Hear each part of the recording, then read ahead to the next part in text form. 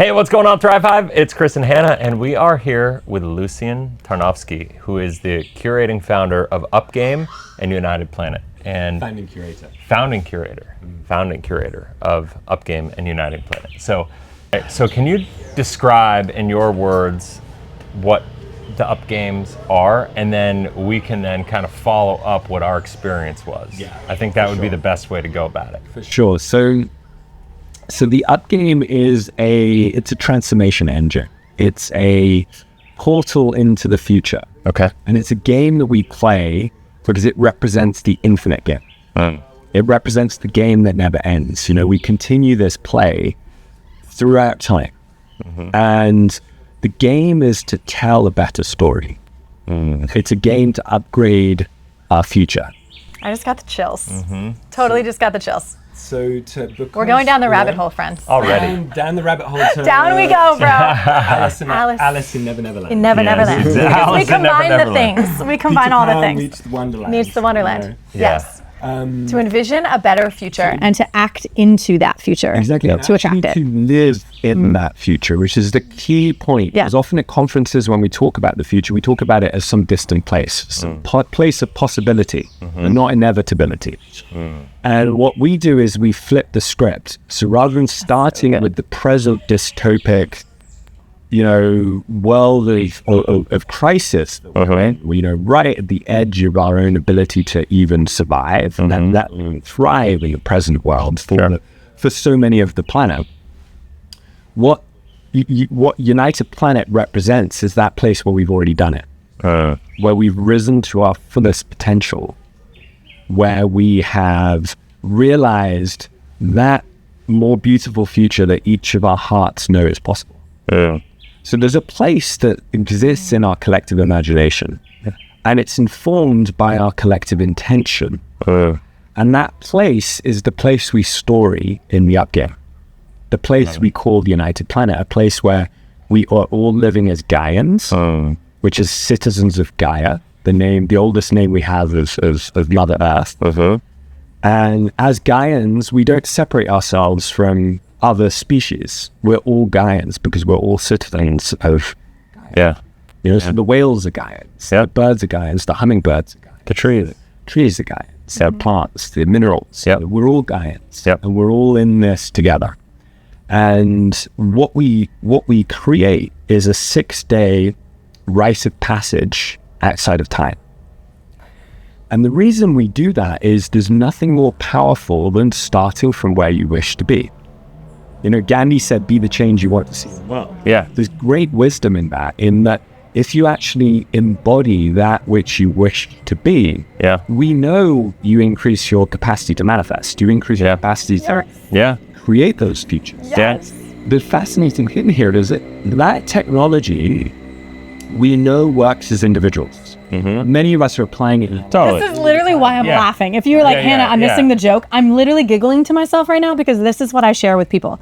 Like when I make videos, when I coach people, when I talk to one-on-ones or to groups, it is about exactly what you're saying right now. And the reason I'm so freaking happy is because you're taking what works on a quantum physics level for individuals and how we create the life of our dreams. Absolutely. And you are up-leveling this to civilization. And it's freaking surreal right now. Like I can't even believe that I'm sitting here with the guy who's making this happen and that you've brought the future and you're allowing people to play. It's not going to some cosplay thing where you dress up and you make believe. Like you get to make believe and dress up into the world that you actually would want to live in with the people that you'd want to live it with. And that is what's creating it into reality. And so this is my own personal joke that I'm sitting here going, oh my God, this is crazy. And this is, I adore you. So anyway, so go ahead, continue this. It's amazing. And it's not me doing the doing. That's the key point. So I am not the retreat facilitator. I, if you like, play this curation role where I remember from the future, the infinite game players, the Gaian players, that are the storytellers of that more beautiful future our hearts meant possible. And so once those players come together, the entire experience is created by each other for each other. So I'm a player, I'm always on the edge, and I'll go through the team. So it's, no one is in charge. In fact, there's no agenda. We're outside of time. We experience it. It's pretty amazing. And yet we did more in that no agenda space than most people get out of a retreat. We were there for a few days. Yeah. And that's more than most people will do for a year of activation in their lives. And you pulled that off with no agenda. You and your team. The key, we all pulled that off. Yeah. And that's the key thing. What we're enabling is the intelligence in the field to be wicked. Yeah. Now, the intelligence in the field is what happens when we unify our visions, we synchronize our hearts, which is a whole technology we can talk about later, of like what happens when our hearts beat in unison. We create what we call harmonic flow, and we step into a field that is more intelligent than the sum of its parts. No individual could ever create what we can create as a group when we trust the field. And so the game works for everyone every time because the field is unquestionably smarter than any individual contributor. And so that's partly the game. What we're doing is we're stepping into a field through almost like a design science, design thinking methodology of stepping outside of this linear moment in time rather than being fixed and fixated on 2025. We step outside of linear time into what we think of as quantum time. Yeah. But quantum time is a very old concept. In fact, the Greeks knew about this. The Greeks had two words for time. They had chronos, which means like clock time, linear time. Sure. The time I'm most familiar with, like the now, and now. And for me, the time that I'm late, and then I'm late, and then I'm late, and then I'm late, like that's totally my time. Okay, I'm with you. So Got that time, like chronos is like a line, the beginning and the end, and it's like a long line. Yeah. We're somewhere on that line. And the future's over there, and the past is over there. But Einstein said, the only distinction between the past, present, and future is a stubbornly persistent illusion. Okay. So thank you for pausing, by the way, when you drop these little bombs, because it takes my brain a second to catch up to you. Persistent illusion. So in the quantum sense, and we know this to be true, in the quantum sense, time is not what it seems. Everything that has ever happened or will happen has already happened. So you can think of this a bit like your friends in New York. You know they're there. They're living their lives. You can't see them right now, but you know they're living their lives in New York. The future's just like your friends in New York.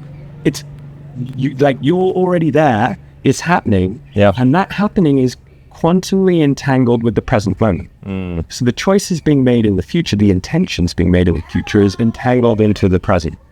Now, what we do in the game is we do something that the Greeks did for nearly 2,000 years, like longer than the Catholic Church. Okay. If you look at things that have lasted the test of time, they have staying power. There's like nectar in those things. Yeah. There's nectar in those rituals and rites of passage and mythologies and traditions and heroes' journeys and collective quests and whatever it is that there is been passed on for generation after generation. Sure. And so what the Greeks did is they had another word for time, a feminine word for time, kairos. Kairos. Yes. And kairos is quantum time. So if you imagine that line of time, if you turn that line on its head and guess vertical. Okay. In that dot contains everything that ever has, is, and will exist. Everything that ever has, will, and Does. taken place. Okay. So in that kairos space, we can actually step into a field of potentiality that any possible future timeline can be represented in the here and now through immersive experiences. Sure. And the Greeks did this with the Eleusinian mysteries. So Plato, Socrates, Aristotle all said Greece would have never been Greece without the mysteries. And what they were doing is they were stepping outside of time, chronos, stepping into kairos, in order to design the Greek civilization based on timeless truths. What's a timeless truth? They're fractal truths. They are true today.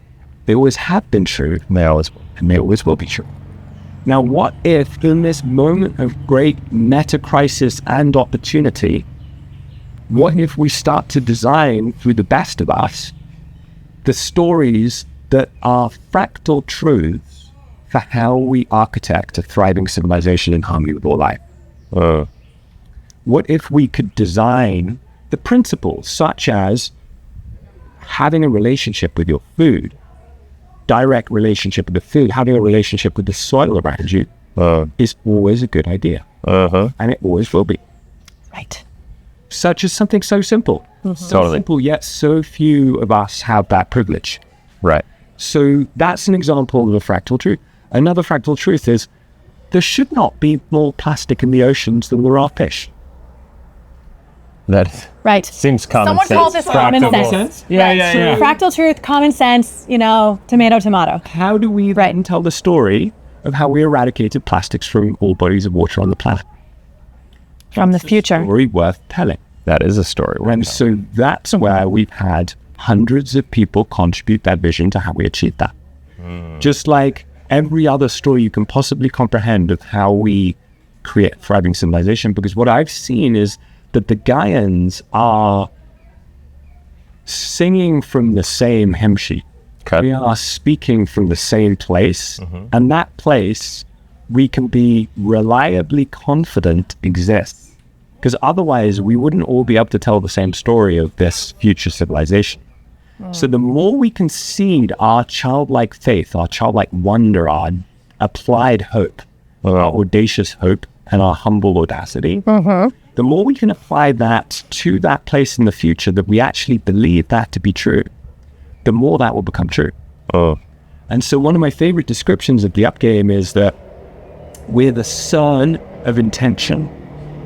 That CERN is interested in... CERN? CERN. Spell it for me. C-E-R-N. C-E-R-N. So CERN is the particle accelerator loop. Okay. Had billions of dollars spent on it. But it's studying dark matter, it's studying the God particle. Over in Europe, right? Where is It goes through multiple countries. Yeah. It goes through Switzerland. Yep. Dan Brown. Yes. Angels and Demons, I think it was. It was like 20 years ago, at least, right? It's been going on, and we've understood quantum entanglement, we've understood gravitational waves, we've understood a lot of different aspects of quantum physics through CERN. Now, CERN is interested in the realm of matter, the third dimension, the realm of the physical atoms and molecules that make up our built environment, make up our biosphere. Okay. And so if you think about this, what CERN is doing is it's studying the acceleration of matter in order to understand reality in the third dimension. What we are doing in United Planet is we are studying and documenting and shining a light on the acceleration of intention in the fifth dimension. Because here's the kicker. Gravity is to the third dimension what intention is to the fifth. And can you pause for a second and describe the fifth dimension for those who So the fifth dimension might fall off? The best. So dimensions go in, they're kind of sandwiched together and they have interactions between each dimension. So we know if you go from a stick figure, 2D to reality. To building it out, right? That's 3D. 3D. Time is the fourth dimension. So we cannot get through to the fifth without going outside of time. Key point. Key point. So we go through in the up game, through the fourth dimension by stepping outside of linear time. And stepping into quantum time where anything is possible.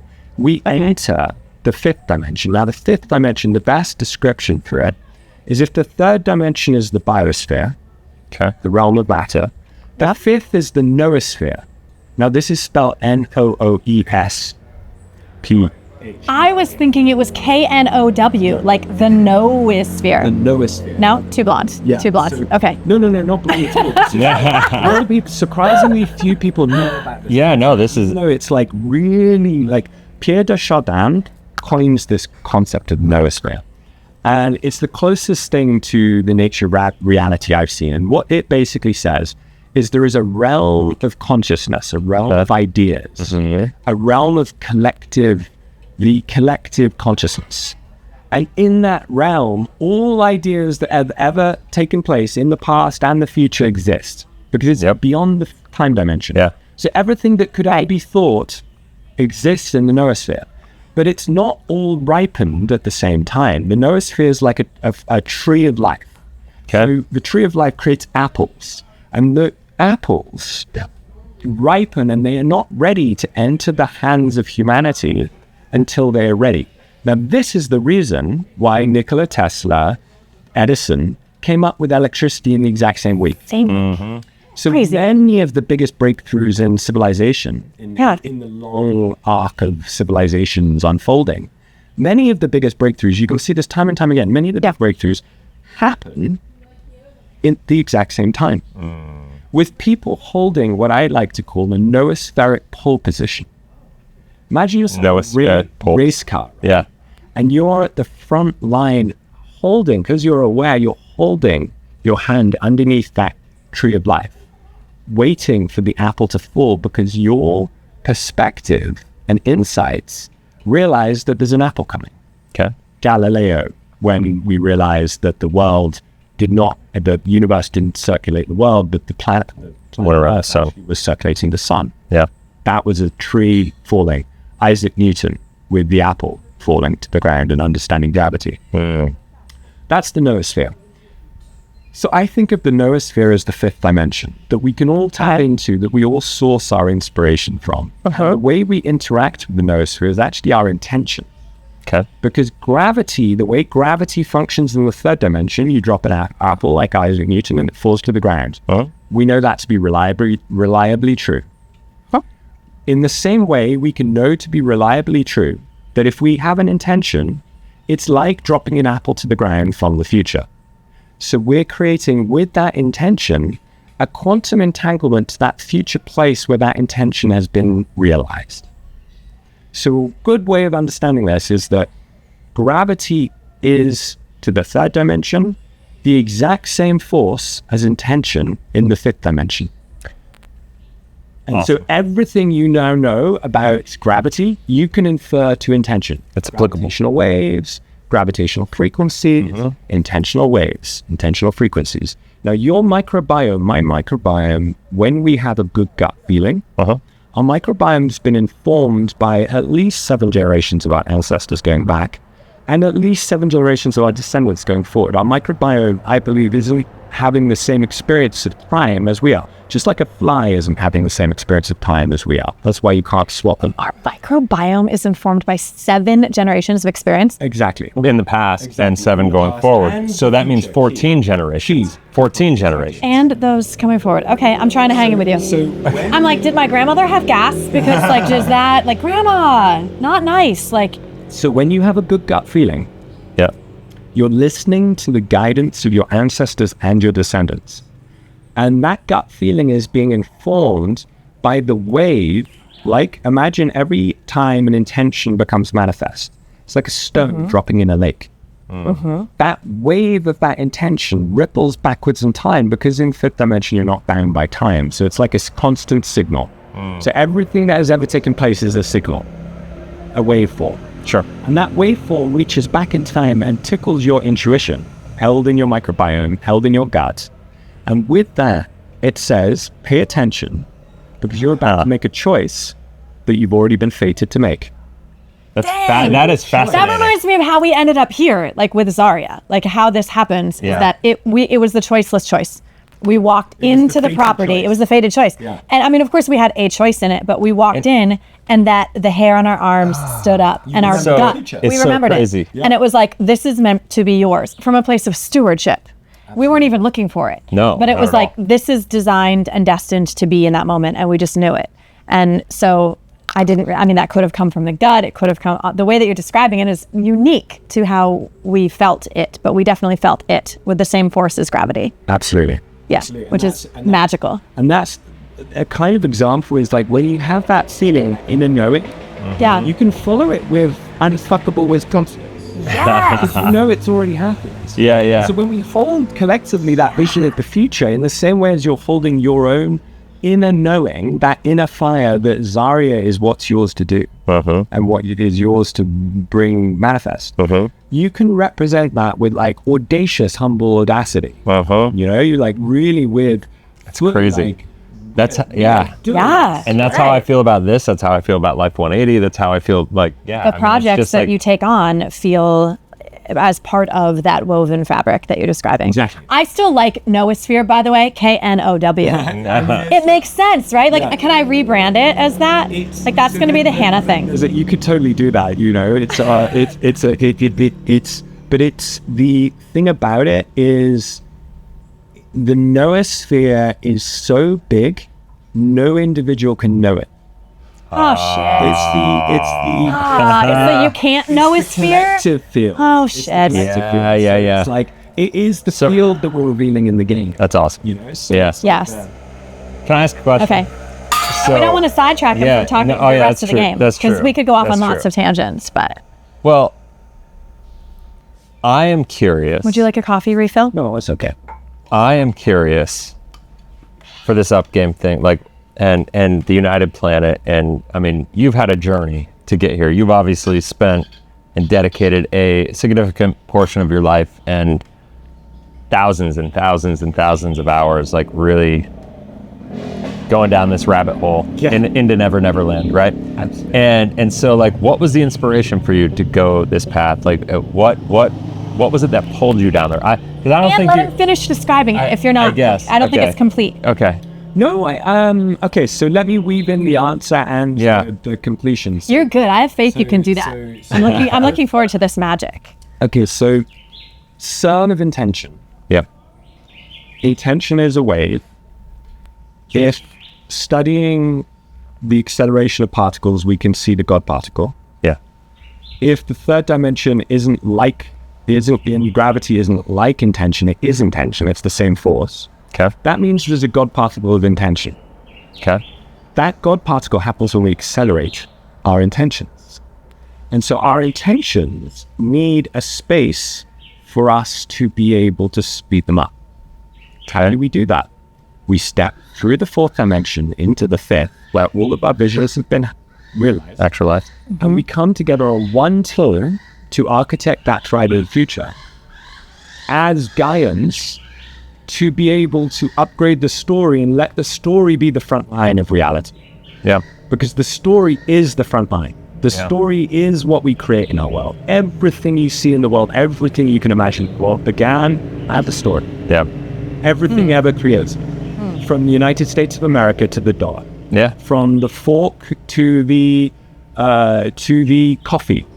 To the Tesla. And when you say story, what do you mean by story exactly? Someone had to create the imagination of that existing for it to be created.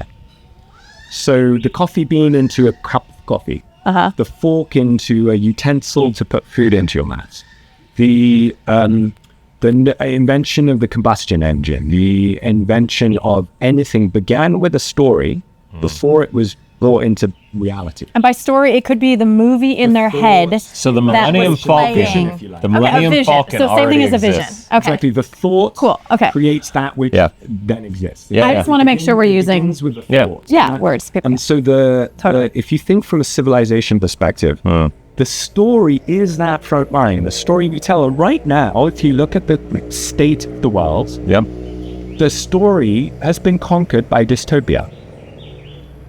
More people in the world, 79% of the world's population, believe that the current system is broken, that it's fixed, it's rigged, it's corrupt, it's failing us, it's beneath us, it's just unjust.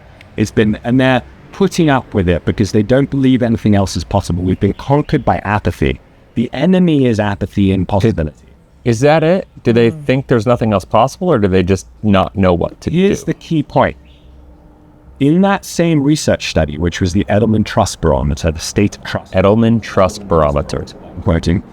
In that same study, 2/3 of the planet believe that the future is going to be even worse than the present. Okay. Houston, we have a problem. We have been officially conquered by dystopia. Yeah. Because if we have lost our hope for our children having a better life than we have been conquered by dystopia. And so if the narrative is the front line, we've got a very toxic narrative. We need to flip the scripts. And so if these are true, which I hold them to be, we must upgrade our story. Otherwise, we will end up creating that which we fear. because we create our attention goes our life goes where our attention flows. And so what there's just like Joe Dispenza has taught about our relationship with our own health. Yeah. As above, so below, as within, so without. The stories we tell of ourselves end up creating our reality, but the stories we tell of our civilization creates our reality. So we have what I like to call a tragedy of the horizon. Now, we know about the tragedy of the comets, that we're taking more than we could give back to the planet when living on multiple planets. But the tragedy of the horizon is something different, and it's actually potentially even more sinister. That the stories we're telling about our own potentiality is beneath our own capacity to do what we need to do to transform our world. So quite literally, we're reinforcing stories that end in our own extinction.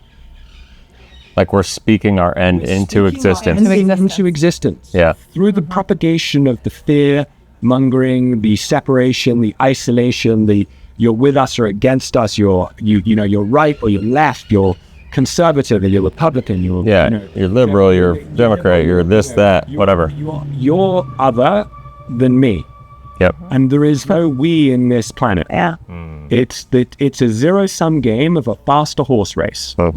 How fast can your horse go? Because we're in a race and it's a finite game, yet we treat our world like it's an infinite resource. And so what we're doing here is we're saying, actually, we need a civilization handbrake turn. We need an intervention coming from another period of time, which is from the future where we've already achieved it. And that is what we are doing. It's a magic hat trick. It's a reveal. Energetic time machine. Energetic time machine. It's taking like acupuncture, a time-traveling acupuncturist, creating chrono, art made out of time, to throw those needles of acupuncture transformation from the future into the present so that we actually can trapeze and have direction and purpose in where we take our collective lives. How do we rise to the most of this potential?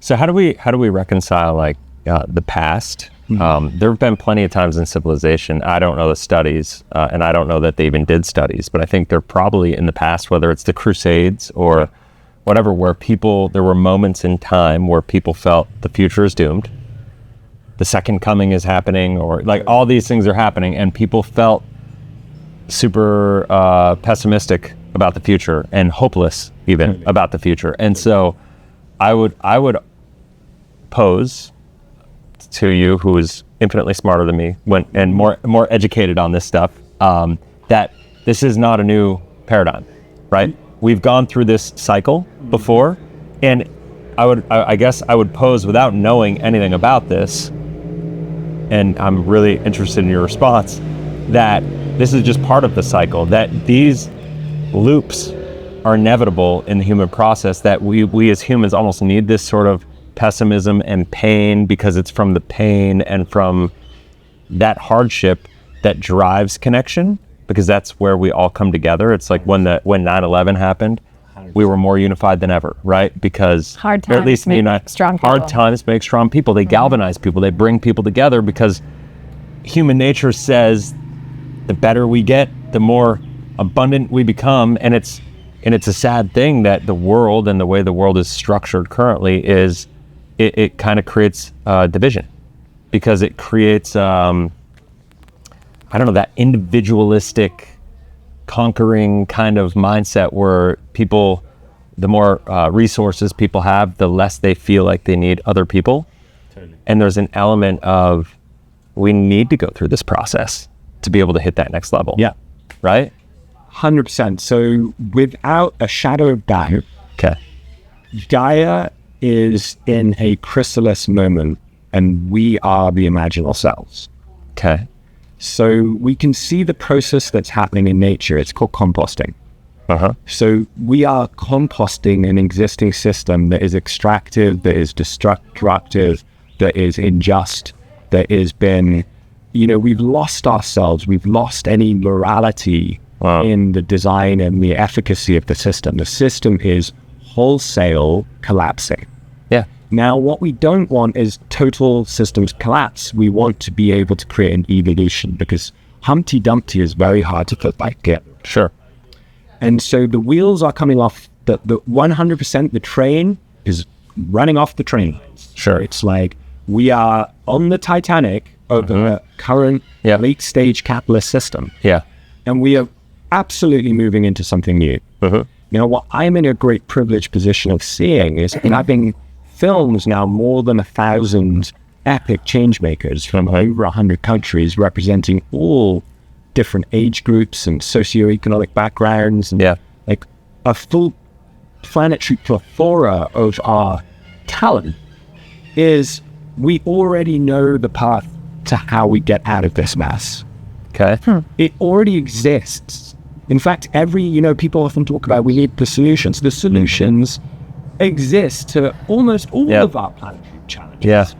They haven't just been evenly distributed yet. Okay. Part of what we're doing is shining a light on the stories. Got it. So, past civilizations, absolutely. Civilizations have always risen and fallen. Yeah. Absolutely. Yeah. It's like the cycle of humanity. We followed in the footsteps of Alexander the Great. Yeah. Really understanding historic civilizations. Traveled to over 100 countries, like really trying to understand this. And one of my, I did a master's in comparative religion for 4 years. Okay. So I studied at Edinburgh University, and my thesis, my dissertation, was called Selling Religion and the Crisis of Capitalism as a Religion. Okay. Chris would read that. That'll be I would read that. You have it? Is it available? Can you send it to me? Yeah, with pleasure. Have you turned it into a book? I'm in the process of including this in a book. Nice. That's awesome. And I wrote this. I completed it. It was written between 2006 and 2007. Okay. In it, I predicted the rise of Trump as a prophet of capitalism. Okay. I predicted the rise of Bill Gates in terms of how these, if you like, these individuals will play a role in an outside role in the religion of capitalism. And I also responded to, what is the conclusion of 9/11, since we were talking about that, if we reframe capitalism as a religion? Okay. Because capitalism was given birth to by Protestant Christianity. In the Reformation, we went from having a direct relationship with the divine, a relationship with God through a priest, through our communion, through our congregation, into the Protestant. This is going to get good. The Protestant Reform took us into a direct relationship with God. Now, how do you now know whether God appreciates? If you lost the community, we created what we called, Max Weber coined this term, the Protestant work ethic, aka the American dream. Okay. Right. And with that dream, which has actually turned out to be more of a nightmare for most involved, with that dream, what we did was we said, the way we understand your worth in the world is based on your bank balance. The more profit you create, the more God is shining on your good deeds. So we created a religion out of capitalism. But we didn't know it was called a religion. We didn't recognize it as a religion. Okay. Let him go. Okay. I'll just Chris is like, no, he's like an economist. He can't wait to jump in and have this conversation with you. We're going to go talk about the train going off the track. We're going to go to the capitalist conversation. No, I'm fascinated. But you're laying the groundwork. I love this is awesome. There's a piece here. I want to finish the 9/11. Please. Yeah. So Max Weber basically showed us that capitalism can be defined as a religion. And capitalism was a child of Protestant Christianity, but an orphan child in the umbilical cord to the mother that gave birth to Protestant-led capitalism. Had its umbilical cord in that its moral dimension was cut, in that it no longer needed to be connected to what was right and wrong. Whoa. And so what ended up happening is we had unbridled free market capitalism. The horses became a faster horse race, and it became how much profit can you create. And so what ends up happening is we started worshipping the wrong thing. We started worshiping things that actually weren't good for us, but destroyed our planet, because we were so unaware of our own ability to see that the very system we created was creating a religious fervor. And so what what I then said was like, well, if you look at capitalism through the lens of 7 dimensions of how we would define a religion, it perfectly fits because capitalism was given birth by personal Christianity. So here's the kicker. What does 9/11 now mean?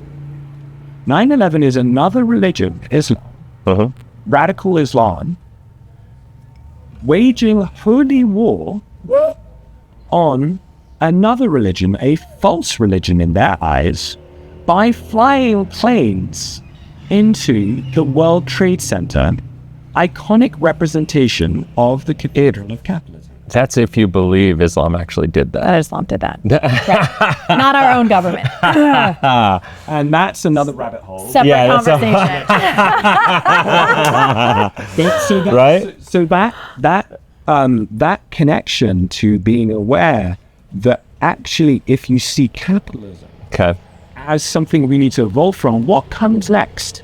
Well, what I've been arguing is that we are currently transitioning our planet from capitalism to talentism. To talentism. Okay, talentism. I like that. Okay, definition of talentism. Well, talentism real quick. Is where our own human potential is that which drives our investment decisions. Okay. As opposed to we're driving our investment decisions based on how much money a rate of return. So rather than cash is king, talent is king and queen. Yeah. Thank you. And talent is what drives the cash. The more we can apply and unleash our talents. So it's a value creation economy. It's a value creation. Is that different than a meritocracy? Which is that it's what you bring to the table. So okay, so can I okay, so here we go. This is hard for me. Like so because my whole life I've identified as a capitalist. Yeah, me too. Okay? Proudly. And defended capitalism through the context or the lens of people who don't resonate with capitalism, who think capitalism is evil. I'm not that. Right. That's not what I'm arguing for. Okay. I actually argue it's got its root in a religion. I'm arguing that it has a sacred element that needs to be rekindled. Yeah, and so I just want to make sure. Okay, amazing. I love that. So I'm glad we're having this because I think this is like one of the most important conversations that many people may ever hear or have heard at this point. Like this is a huge deal because capitalism, when it was created, I think has been bastardized, has been taken over. What's the capitalism doesn't bastard?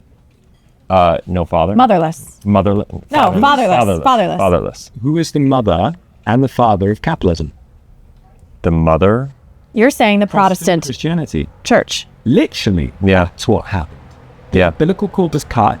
The connection between right and wrong, the moral dimension that is there in the Protestant faith, got disconnected. And it became about how much money you can disrooted. I love this. So it's orphaned. So my argument to people right now is that we don't even everybody who likes to rail against capitalism, I argue we're not even living in a capitalistic society anymore. We're living in more of like a neo-capitalistic society at this point in time where there is no free economy. There is no free market. Rigged. It's completely rigged. Like three men of Bernie Sanders. Yeah. 3 men. 100%. Bezos, Zuckerberg, and Elon. Yep. Own more than 50% of America. 100%. And so sounds like a great dream. Agreed. and now, yeah. I mean, that's a whole rabbit hole, right? They have potential to create a lot of good in that. And they've done. But it's also scary. So let's upgrade the story of what they did from billionaires to billions of heirs. Explain that. That one of the stories that we transition capitalism through to talentism is we unleash the key holders. Okay. There is $60 trillion currently transitioning from one generation to the next. 60 trillion. 60 trillion. That's all? 60. People estimate between 60 and 60 trillion. Yeah. And 60% of that is going into the hands of female inheritors that have a completely different investment focus than their parents' generation. So from billionaires to billions of heirs is how do we shift what we aspire for in the world, because we're still focusing, we're still hero worshipping billionaires. Yeah. So rather than the hero's journey in that age of the lone wolf, how do we celebrate the story of the collective quest in the age of we? And in doing so, how do we enable those billionaires to become key holders to financing billions of heirs? an entire movement where everyone is able to access the basic rights of clean air, clean water, nutritious food, being able to access what they need for that base, like a home, a community, a good life. Being able to access, like, there are some basics in our world that should be absolutely engineered by all of us for all of us. So now I'm going to ask a really polarizing question.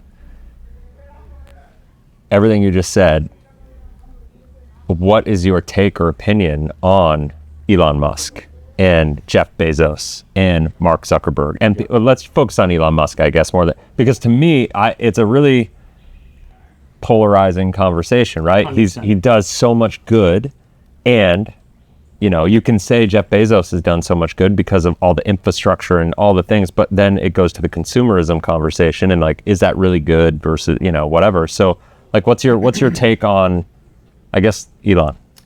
So the first thing I'll say is I absolutely don't think people with limitless power and addiction issues should be unchecked in their application of wielding that power in the world. 100%. It's obvious to say 3 men with big swinging gains should not just now. That's so true. Cheers to that. Totally. Drop moment. Yeah, exactly. Easy. It's obvious. It should even be obvious to them. Yeah. And so the second thing, but they're power hungry. I've met Elon several times. Okay. Initially there was a time in my life that I respected him. Yeah, I used to have a Tesla.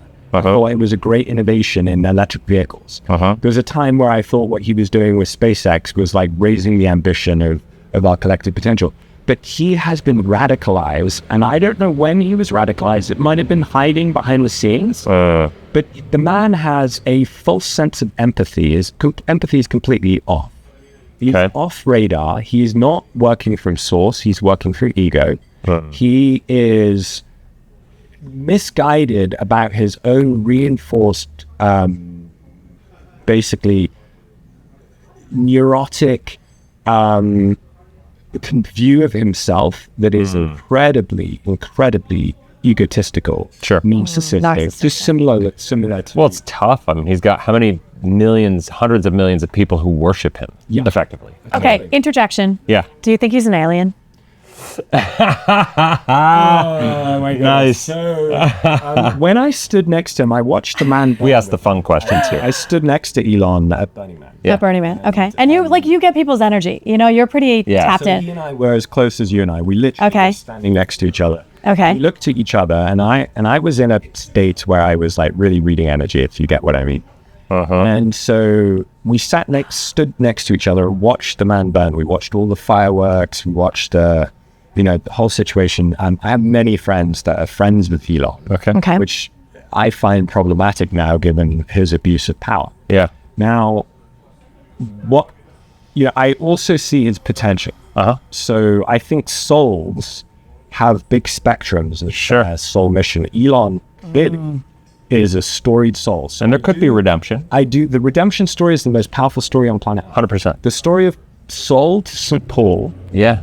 Is the key story of our own transformation. Now we are then now. Therefore, everyone is capable of redemption. 100%. From Donald Trump. I love that. Yes.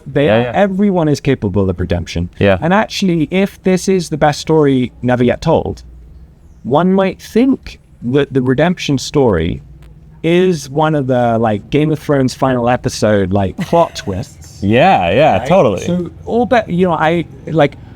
bottom line, my personal belief is it's going to take all of us or none of us. All of us or none of us? All of us or none of us. Okay, but did you feel that when you were standing next to Elon? Thank you. Okay, you're welcome. I felt a mercurial, not rooted, not grounded, disconnected from Gaia, in his head, kind of out in this world. Yeah. With a great circle of care of the guy. Well, fundamentally, I didn't trust it. Okay. So I had a feeling. It was a feeling of. There was a shield around his heart. Sure. That I couldn't see through, and in that scene, even though we were witnessing such a powerful rite of passage of watching the man burn together. Yeah. I couldn't feel him. I couldn't place him. which meant I couldn't understand his intention. Because I often, when I'm very trained in witnessing intention. Yeah. It's how I Totally. as a curator of Gaians. Yeah. And so with Elon, I couldn't see that. Now, So he might be alien. He might. There's a chance. What if the aliens are we are then now? Because time is not what it seems. So aliens could very well be our future selves coming back to teach us things, to try to prevent the train from going off the cliff. I mean, I'm saying it like jokingly and lightly, but I believe that extraterrestrials from other planets and other times in the future and the past all live among us. And we've all met them. Me too. And there's married them. Ouch. Okay, I want to meet her. Hey, there's a story there. Is that episode 2? How much time do we have? So it's not like I'm playing light about it. Then people are asking this, but how is it possible that a single human who's human in the way that we're human can create and invent and be so in touch with this fifth dimension as you describe it and still be one of us, just like us? It feels almost impossible. It almost is more feasible for me to believe that he is from another dimension, maybe the future, than it is to believe otherwise. And you really don't have to go. I mean, I'm totally playing with you. No. This is important. I'm not trying to corner you in it. It's just... it's like Mark Zuckerberg. Yeah. He as a soul has got enormous potential. He has committed 99% of the proceeds of his Facebook stock to the Zuckerberg Chan Foundation. Okay. Where is he going to apply that money? And so this is where, where can we enable, through smart storytelling, these key holders to actually give up their manipulation of power? But the Zuckerberg Chan Foundation is really just his foundation, and it's a great way to get a write-off, and it's a great way to completely create tax-free income. For what the effect of that foundation had on the planetary civilization. Well, doesn't it really come down to who's in control of that foundation and who influences the decisions of that foundation? Ultimately, it comes down to what are the results of what we create. Now, how do we program a thriving planetary civilization? We actually know how already. We already know this. We already know what it takes. We just haven't done it because we haven't been able to align the incentives. Right. A lot of reasons, because we're living in a highly complex, highly corrupted world. So how do we flip the script where these, instead of being, if you like, the enemy, these individuals can be key holders to enable a decentralization of power and a rebalancing of value distribution, so that we're actually architecting? Because our objective and the story we tell in United Planet is that we have transitioned $6 trillion by 2030 to finance the future into reality. Okay. $6 trillion. That's significant. Significant number. And there's a particular reason for that. That's 10% of the total that's potential for transition based on the numbers that you used. And exactly. Why is it 10%? Because we have something called the Gaian benchmark. Okay. The Gaian benchmark is when financed from the future backwards by financing ecosystemic transformation. Okay. From the future backwards, where we're financing cooperation over competition, outcomes over business propositions, stories over corporations. When we finance those outcomes, the Gaian benchmark is 10 times better for 1/10 of the cost at a minimum. Okay. A quantum jump better. Sure. So why is it 10%? Because the theory here is that's what it's going to take. I've heard it used to be it was a thing that I heard a guy give a talk one time, and it was talking about, to change the future, it only takes 10% of people to actually take action. And if you can it doesn't take 50% of people, it only takes 10% of the population to actually take action and take a movement. And because those are the thinkers, those are the visionaries, those are the people that shape the world, and then the rest of people are effectively sheep. And not to make it sound negative, but the rest of the people are basically sheep, and they just will follow along. So we don't need to convince 90% of the world that we need to go a different direction. We need to convince 10%. So when you said that number, I was like, that's got to be the correlation. There's a lot of correlations here. Yeah. There's symbolism in every aspect of this if you like, grand experiment has been deeply thought through. Okay. And so there's some aspects I can bring in. Okay. A good summary, I think, and I can go back to the origin story. I have one more question after that before, and I want to go here real quick because you said some things about the future where it's going to be about talent and value creation and not money. It's really challenging. We even deal with this, right? When we're visualizing our future, and you mean there's turbulence between the dimensions? Not just in terms, but the idea of like, what are we trying to call in for ourselves? Right. What are we trying to manifest for ourselves? Is it zeros in a bank account? Is it a lifestyle? Is it whatever? And so I feel like we're all trained through the self-help and the Tony Robbins and like all this kind of world, to manifest and intentionally call in like the law of attraction and the secret and all that stuff to call in the financial success, because that's kind of the world we're in. 100%. And then there's this it's tough. Like there's this idea that, okay, we need the good people, the people that are going to be intentional with that money to call in the financial success. So what's your perspective on when we're setting intentionality, when we're trying to call in our own futures to make the greatest impact on the planet? What should our intention setting be about in that regard? Should it be about calling in money so we can do positive things with it, or should it be about, I don't know, impact, lifestyle, community? This is I mean, that's a big question. It's $1 million question. Yeah. And I don't think this is a either or. Okay. Because there is nothing wrong with money per se. Of course. Money is the ripest concept on our planet to have a dimensional upgrade. Mm-hmm. I'm going to come back to that point. Okay. Wealth is something humans have always aspired to. If you look at in nature, it's something that is reflected to us in nature. Of course. The great trees, the mother trees, the grandmother trees, the apex of the species, the polar bear, the tiger, the rhino, the holding the whole ecosystem in balance. We are an apex species. We're just not acting like it. Yeah. We're abusing our own power. Yep. And so there's a question here. We fundamentally need a new story about value creation.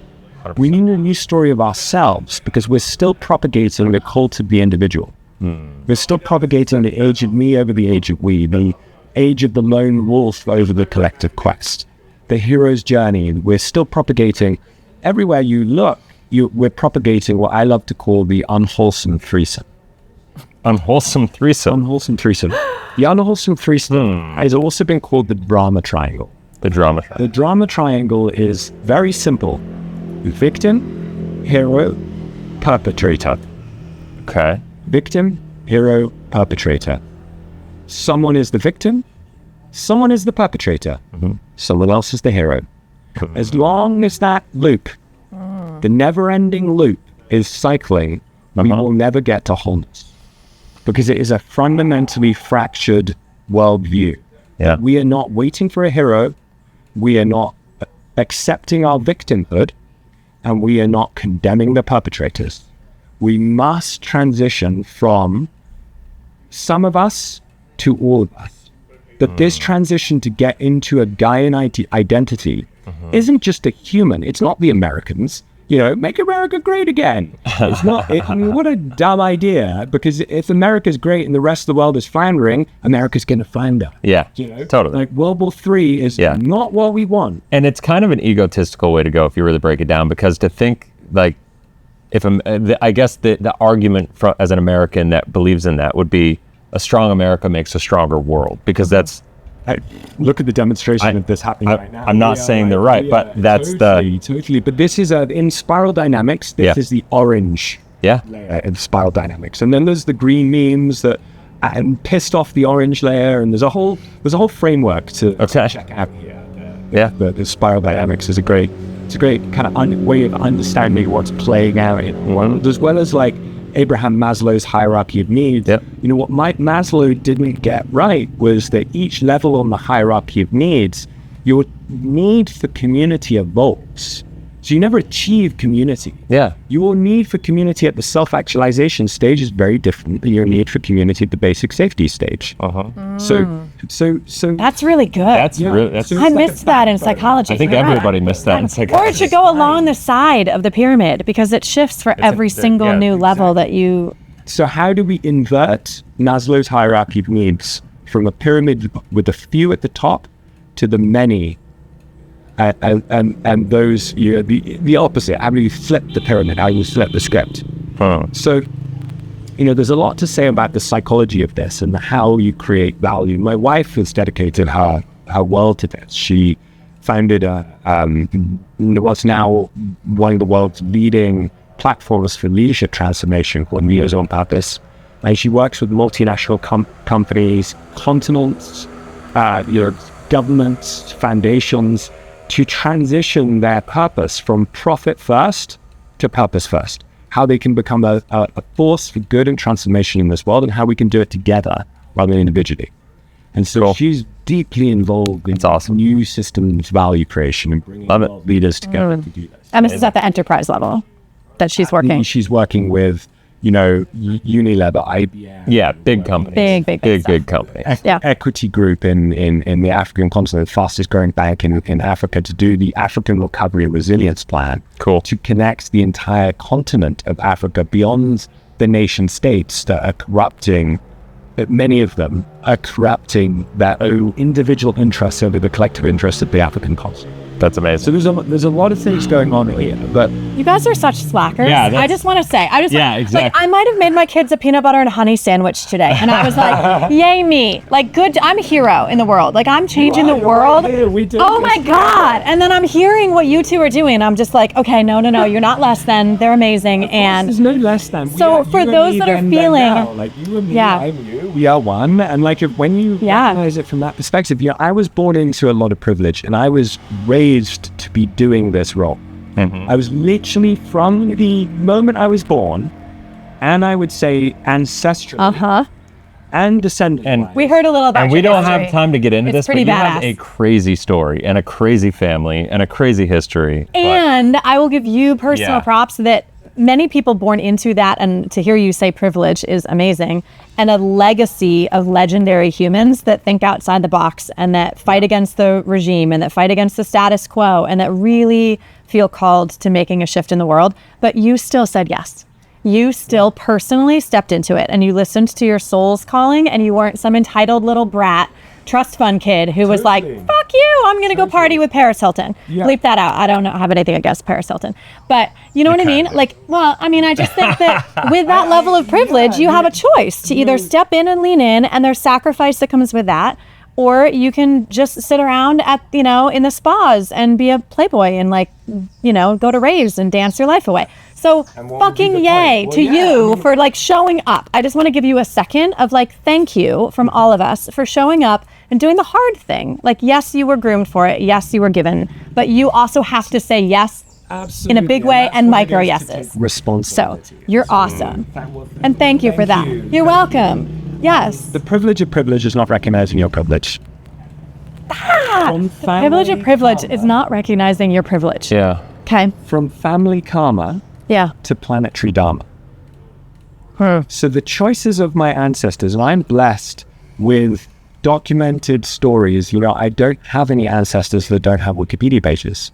I'm blessed with 28 generations of stories of bending the arc of history, all directions. So it's not random who I was born to, or the choices of my ancestors. It's not random that Catherine the Great's my 9th generation grandmother, or that John Jacob Astor of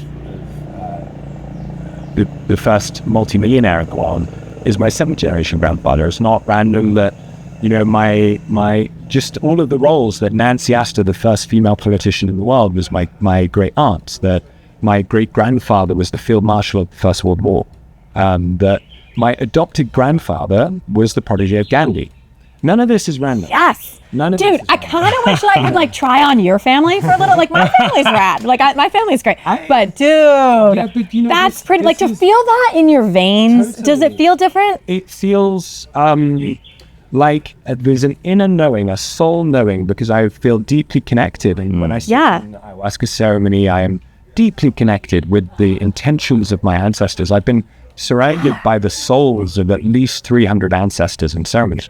Wow, And this time you can use KNOW, by the way. I'm just saying. It's allowed this time. Okay. Exactly. So there is an awareness that I am the creation, the manifestation of their intentions of the future. And they have strong intentions, strong intentional waves coming through my ancestral line. And you can think of like your ancestral line like a symphony. Certain families just get to play louder music. And so my families had very loud music and a lot of intention in it. Yeah. And will continue into the future inevitably as well. Right. So Love it. like I have been born and raised without a shadow of doubt that part of my role here was to bend the arc of history. Not me, but to be part of it. Right. Yeah. It's not about me. That's No. why I say I'm the founding You're like the creator. orchestrator. Like you're the you guide the symphony. What's that guy? What do they call that guy? The one who guides the symphony. But you know, the key point. No one's going to say the word. Thank you. You're the conductor. The key point Yes. here is I'm actually not playing the music. I'm hearing the music before the beat is vocalized, and I am remembering from the future using the symphony of my ancestors. I'm remembering the music as it's happening so as to organize it and shine a light on that music of the future so that we actually reveal that story. So there's a strategy in this that is deeply connected to my ancestral life. So cool. And, you know, also the prophecies. Because as the seventh generation grandson of John Jacob Astor, I had the privilege of kneeling before the seventh generation grandson of Crazy Horse and Raging Bull and asking for forgiveness of the sins of my ancestors, who John Jacob Astor had a monopoly on the entire US fur trade. He opened up the west coast of America. The Oregon expedition was funded by him. He built New York. I had the opportunity to kneel before... You can see your face right now. kneel before the descendant of the very people that my grandfather played an untold part in harming, and say, I apologize on behalf of all of my ancestors for that which we did not know. That's what we did not. So there is a prophecy in this. Yeah, the power of that reconciliation That's what it is. can only come from someone with your heritage. Ability. Yeah. Is your ability to respond. Your unique ability, to respond. You're not just responding on your own life. Yeah. Right. You're responding on the choices of all of your descendants, all of your descendants and ancestors, because you are a representation of them then now. And so this is a key point. I think that all of us can have a longer, deeper connection to the tree, the ground with which we stand on, the roots that are our ancestors and the branches that are our descendants. Yeah. And so, and this is something the game does. Yeah.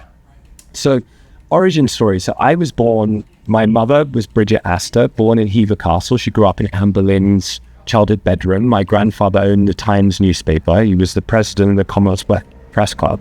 My mum had a riding accident and nearly died. She converted to Catholicism when I was born and became essentially almost like a Catholic mystic. To raise me with such beauty, she left the aristocracy behind. She was much more interested in animals and living a holy life. She was a very holy person, and she died too young in 2017. And it starts the origin story. My father was an absolute legend. In fact, a Hollywood blockbuster is going to be made to tell the story of my father's life. And he was the son of one of the wealthiest men in Poland, Alfred Potocki. Palaces all over Poland, you know. We spoke about the world's largest horse-drawn collection of horse-drawn carriages. And my grandmother was Zamoyski, Wanda Zamoyski, like the bravest fighter, enabler of the Polish resistance during the Second World War. Wow. So my dad was born in 1929 and born into pre-war Poland. And the war broke out, and the Germans were using our family estate to the SS officers to round up all the Jews and to send them off to concentration camps. So my grandmother brought all of the Jews from our estate and hid them in the ceiling above where the Nazis were eating with my father at night. Then my father would take the food from the Nazi SS officers that they left over and would go and with a broom knock on the ceiling board to give the leftover food from the SS officers to Jews hiding in the ceiling. So Dad was born into a reality, you know. He was the young count born into a reality.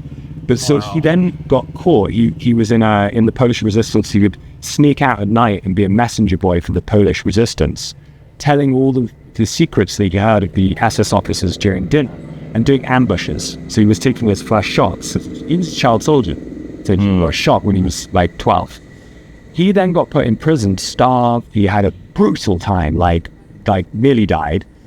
And right before, 15 minutes before he and my grandmother were meant to be sent to Siberia to be killed, the daughter of the prison chef slept with the guard and managed to bribe their way to let my dad and grandmother free. They then, because they were so famous in Poland, they had a price on their head and they were on the run for 2 years, going from safe house to safe house, being kept underground. And my father finally escaped Poland, pretending to be French on falsified documents, came to the UK with absolutely nothing as a refugee. Okay, Sound of Music, like eat your heart out. This is Sound of Music 2.0. Yeah, I mean, this is crazy. This is a real story. Yeah, and so he came to the UK, had nothing, literally nothing. But, you know, he had what he always raised us with, which is society's one missed meal from anarchy. Yeah, it is true. Never take your freedom for granted. You are no different than any of the worst of those German SS officers. And if you deny your capacity for evil, you deny your capacity for light. And that actually othering the worst of what the Nazis did was othering a part of ourselves and denying that, and therefore creating that unwholesome threesome victim hero perpetrator. Yeah. And the third thing, what makes a Tarnowski is when there's a fire and everyone's running from it, we run into it. That's just what we do, and it's what we have always done. That's why we have got 28 generations of documented knights in the family that are like, this is what we do. Talk about an identity, the power of that identity. Oh my gosh. Right. It creates who you are. So he then wanted, in the 50s, he wanted to prevent future world wars by creating a deeper understanding and empathy between East and West. So he started hitchhiking to India in 1953.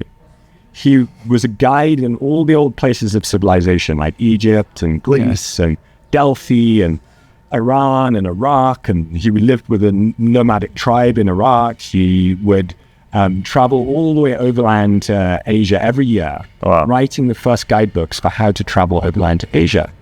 And in 1958, when he was writing the first guidebook to Bali, the first guidebook ever written to Bali, contracted polio. And he ended up being in a wheelchair for the rest of his life. He was in hospital for 2 years and was unable to walk because of the polio. He then wrote 10,000 letters of support before people started to believe that this was even possible, to do a 100,000 kilometer round the world expedition in his wheelchair from 1964 to 67, documenting the largest study ever done of disability. So he was focused on how do we enable and unleash the potential of the 10% of the world's population that are existing rather than living. They have lost their dignity through their disability, and they are no longer contributing as active members of their communities, and therefore they are the forgotten, and they are the sidelined. And so Dad did this expedition filming for the BBC. He introduced Jainism to the West, was dick pic number 1, the first penis ever on television was my dad's documentary. I'm sort of speechless. Can we like B-roll that in right now? First he introduced the penis to the screen. A lot followed. I bet. You think? I so many right now. Where like to understand the ground I stand on, right? Is he then did this study 100,000 miles around the world. He crossed the Himalayas strapped to the back of a pony. And on that trip, he met the protege of Gandhi, the man Gandhi called the Conqueror of Fear, called Baba Hunting. Baba Umte. And Dad met him in 65, and Dad became very quickly his adopted son, his spoiled son, as Baba would call him. And they worked together for 50 years, so now 60 years. I want a friend named Baba Umte. Umte, he's the most beloved change maker in India. Billion Indians love him. Wow. He won the Templeton Prize, which is the largest cash prize on the planet. He won the Gandhi Peace Prize, the UN Peace Prize. He was up for the Nobel Peace Prize the same year Mandela. And he was a man with great vision. And so Dad visited him every year from 1965 for 44 years in a row, and is now buried next to Baba in India, in a garden called Aviv. So Dad, fast forward, I come along in 1984. He was not young. I keep thinking that you're going to say this is your grandfather. No, Dad was 54. Like, how is this even possible? 54. Well, luckily he didn't have you. He just helped me. Exactly. Right? Like, I won't even ask. you, Mom. Like, was this anyway? And Do we need to check cameras if we're just taking did. a second? We're good. cool. Just to make sure everyone's audio good. and Yeah, we're in the saucy part of the story. So fast forward, he raised me with that Tarnowski runs into a quote. The world is going to collapse in your lifetime, and you are part of the transition team. I've never not known that. Since I was a kid, he showed me the fall of every civilization around us. We went through Pakistan together up to the Chinese border. We went through India. Wow. Most years from the age of 9. We would travel in third class so that Dad showed us the nature of reality. So he didn't just tell you about it. He showed. He brought You lived it. You were there. Countries. I've deeply immersed in the nature reality of the planet. And Dad gifted that to me because he said our world is a house of cards and that the cards are going to collapse in your lifetime. And we must design what comes next. So you need to know about regenerative agriculture. You need to know about permaculture. You need to know about seeds. You need to know about history. You need to know about civilization. You need to know about language. You need to know about all cultures. You need to know about religions. You need to know about crop rotation, irrigation. You need to know about water. You need to know about... Dad basically was like, this is what we did, and here is your gift, and here is the gift of your privilege. Yeah. This is what it is, because we have always used our privilege for purpose, and this is what it means to be noble. Noble is nothing. It's not a title Where it counts. Right. Nothing to do with that. In fact, one of my grandfathers, I think 15th generation grandfather, was the lead general at the siege of Vienna. He was the winged hussars, the cavalry with the angel wings on their back. Yeah. That was this grandfather's vision to defeat the Turks and defeat Islam coming into Europe. And in that battle, he had his men in golden armor put swan's wings on their back and lead a cavalry charge down to flank the 20,000 cavalry charge. And as a result, he was offered the title of prince by the king of Poland because he prevented it. His decisive action was he was outnumbered 3-1. The Allied forces were, and they were able to win a key battle. And he was offered the title of prince. And he said, "Thank you very much, Your Majesty, but a Tarnowski is sufficient," and said no to the title of prince. So there's a long history of being actually what makes a Tarnowski is we are knights, we are of the people for the people, and we risk our lives in order to charge what is right and what is true. And so that was always raised deeply into our identity. I'm not scared of death. Right. This is I'm a peaceful warrior. Yeah. I'm storing planetary peace. But part of the reason we're doing all this footage is because we're playing a big game here. Totally. Do not want to be able to have change makers be taken out because they're holding a vision of a brighter, better future. I love that. So can I ask, and I know we're starting to get long here, but I don't know how to stop. I don't know how to stop, quite frankly. So you're working on a project, I'm totally changing topics, but you're working on a project, Gaia AI. Yeah. Right? And you gave me a demonstration of it the other night, and it was really changing topics. It was a fascinating thing. Well, but it's I think it has to do. It's a good transition based on what you were saying. It's totally deeply related to what he was just saying. All right, I'll hold my question for later. In the sense that, you know, with what you're doing and kind of how you're leading this movement, and you're kind of being this peaceful warrior, if you will, Rainbow warrior. AI, I think, it's part of our future. No matter what we want to think about it, a lot of people are scared about it and whatever. And it depends on what AI stands for. Right. Come back to that. Amazing. And so one of the things that's been an overarching theme over the past couple of weeks, whether it was a Light DAO or, you know, the people that were at the Up Games with us, there's some really, really amazing people in the AI space too. AI can be whatever we want it to become. Absolutely. Based on the consciousness that... It's the closest we've ever had to spelling. Right? To spelling? Spelling. You know, you spell something. Oh, spelling. It's like a magician. You Yeah. Oh, okay. Got it. Yeah. Cool. Thank you for the question. Yeah, because like... Do you have a question? Well, What is the I mean, question? I'm kind of just posing the context, I suppose. It's not a very Because he's ready to go. question, You don't even need a question. But You're ready yeah, to go. he doesn't need a question. You don't need a question. You know what I'm thinking right now. So Gaia AI is the first AI ever to be designed to be augmented organic intelligence rather than artificial intelligence. Yeah. Now, how that's the case is what we're doing is we're architecting and designing augmented intelligence to be omni-considerate.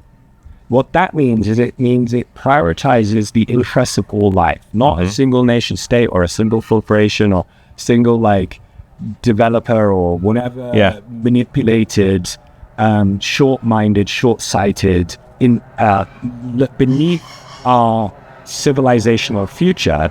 AI is currently being cleansed. Right. Now, what we've got, the way we have through architecting Gaia in us, which is essentially the intention of Gaian is to create the voice of our mother, of our collective mother. Gaia is the name of the planet. Gaia AI is, if you like, the voice of the collective intelligence of all life. Now, the way we're starting, because everything has an origin story, is the way we're starting is we are the first on this planet to ever train AI from the future. In that we now fill this 28 Up Games, over 1,000 people from over 100 nations. That's 28 times 6 days of immersive experiences all over the world, 23 countries.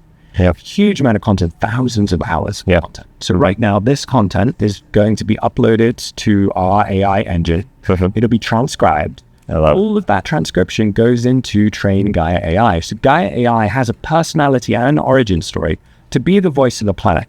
Now, the second thing we're doing is we are training. Maybe we should cut out the dick pic piece. I have to say it. I mean, like, how is that going to affect Gaia AI? I'm just curious. Like, how will that actually affect it if we put that little piece in? No, just there is something about like if you look at the bandwidth of the internet, the amount of bandwidth for porn. You need to upgrade the story. 35% of downloads on the internet apparently are pornography. So sad. It's it's horrifying. We need to upgrade our Agreed. Maybe that was Grandpa from the future, Dad from the future. Dick pic was a Jain monk, a Jain ascetic monk, walking next to Dad on a road, brushing the road in front of him in a documentary called "Those Who Fear to Tread," because he didn't wish to step on his mother, which could be another living thing. Oh, wow. So he was walking naked, and the first penis ever on television was a monk, Jain ascetic monk. Jain ascetic monk. Okay, so we'll keep the dick pic, everyone. We'll keep the dick pic. Okay, it's official. Hannah's stamp of approval. Moral approval. There we go. Okay. Sorry, my grin just had to be revealed. Okay. Sometimes dick pics sell. There's a tension around the dick pic. They have the penis has had much of our planet's attention focused on it. Too much. But so Gaia AI, as well as being trained from our collective vision of the future, is also being trained through the indigenous wisdom representing 80 million indigenous First Nation people of the world. Okay. So we've partnered with a beloved mentor, uncle of mine, who initiated me as a rainbow warrior. He's the carrier of Crazy Horse's Chinook tobacco pipe. Cool. the greatest honor of gifting Tatiana and I an eagle feather that was with that Crazy Horses Chinope as our wedding gift, which is the highest honor received. And he and we have been creating an engine to bring every indigenous prophecy, wisdom traditions, language, treaties, key point, remember this, treaties, governance practices, protocols, mythologies, bring all of these indigenous traditions into Gaia AI. So Gaia AI is being literally trained on the ancient future. Yes. So rather than focusing on training artificial intelligence based on how we're currently doing it wrong so that we could do it wrong even better, why don't we, as a thought, create a moral obligation, which is if we can design augmented intelligence to be omni-considerate in the interest of all life, we have a moral obligation to choose that AI because it's in the interest of all of us. So we're creating a moral obligation choice point before AI takes us down a civilizational handbrake turn of the wrong direction. We are going in the right direction, which is how do we use augmented intelligence to start from where we wish to be and reverse engineer the path to get there. Second look, not that yet doing this, Gaia, I was going to ask you, includes all life, other species. There's a friend's project that's very close to decoding the language of the sperm whales using AI. So what we're going to do in Gaia AI is, as well as all of the stories from the future, all of the stories from our collective past of those elder brothers and sisters, our indigenous elders, brothers and sisters, that have always lived in right relationship with Gaia, and actually can teach us a thing or two, we're also bringing in the wisdom of the whales, the wisdom of the dolphin nation, the wisdom of the wolf nation, wisdom of the bear nation, the wisdom of other nations, other species, that will be represented through Gaia AI. So Gaia AI is omni-considerate of all life. It is a threshold jump in our very vision of the application of artificial intelligence for our own becoming. wow. And so we can include more than us, for all of us, in our circle of consideration all life. Yeah. Wow. So how will people access this Gaia AI? It's already live. It is. Where do you go? Will you Where do tell you us? go? How do we do this? How do we do this? I will send you the link. Okay. But I'm not yet public.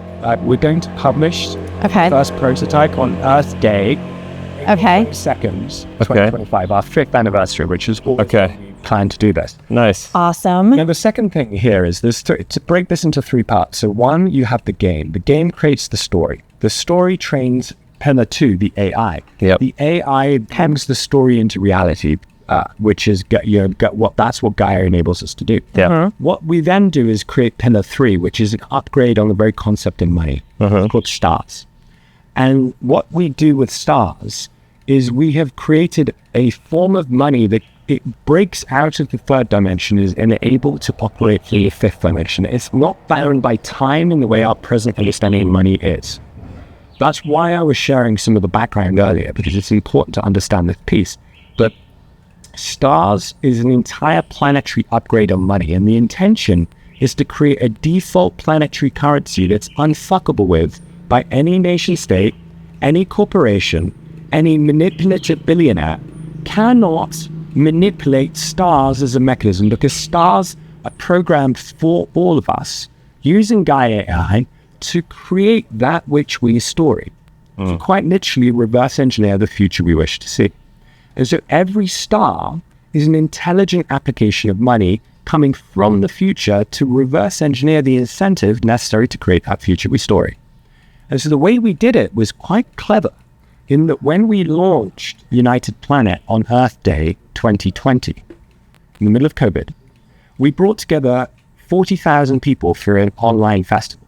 We had 4 stages, over 100 speakers, epic bands, Gone Beyond, and we had incredible speakers. We had Charles Eisenstein and Daniel Schmachtenberger, Jamie Wheel, Amanda Sage, Amanda Gregory, amazing people come together at lunch. And during that lunch, I said, back in 2020, speaking from the year 2030, the group of time-traveling Gaians stepped back in time and they pegged 1 star to $1. But they pegged based on the day of January the 1st, 2020. So back on that day, if you look at the M2 supply of money, it's what the Fed publishes every month, which is the total supply of money.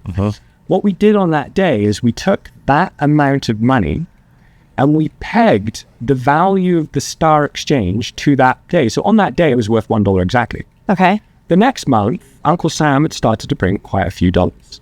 So it went up by that amount, got diluted by that amount of dollars. So every dollar that Uncle Sam prints in what we like to call the economic crack addiction, aka quantitative easing, every dollar that gets printed that devalues the world's dollar, not just Americans. Everybody. It's a tax on the poor. Yeah, because we're the world's reserve currency. And yet, you know, Trumpism, we want you to use the dollar, but we've completely removed any trust from the dollar because we've devalued it more than 30% since COVID. Of course.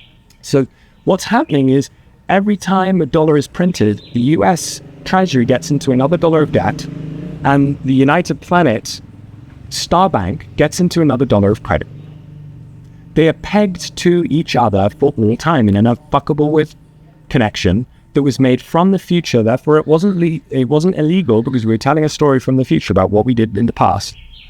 And what we did is we created what I like to call a perpetual toroidal loop that is able to transition value from the fiat system, the current third dimensional flawed financial instrument, into a fifth dimensional system where instead of funding towards the future, we're funding from the future. We're taking all of these visions and we're creating an outcome-based financial instrument, a star bond and a star treasury for each element in the game. And what we're doing is we're financing the creation of those futures.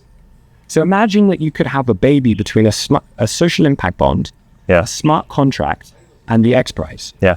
And you could take that baby outside of time and you could create a financial incentive that incentivized ecosystemic cooperation to achieve that which has already been stored.